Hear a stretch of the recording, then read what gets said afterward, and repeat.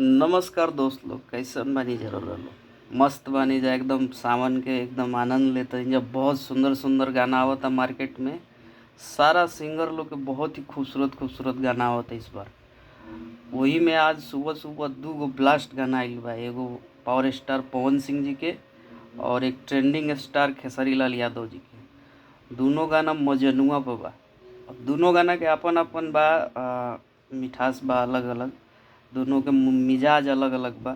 दोनों गाना एक नंबर के बा। एगो पवन सिंह के गाना आइल बा जौन एजे फिल्म से आइल बा, और खेसारी लाल यादव के गाना आइल बाटे वेब कंपनी से। तो 8 घंटा हो गई दोनों गाना के, लेकिन पवन सिंह के गाना थोड़ा व्यू में ऊपर चलता।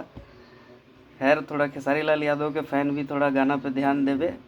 गाना वो उठ जाई, गाना खराब नहीं के, गाना ठीक बा। अगर गाना ठीक रही तो ओकरा के खराब काहे कहल जाई। गाना ठीक बा, गाना के लिरिक्स अच्छा बा। डांस भी अच्छा कइले बाड़े।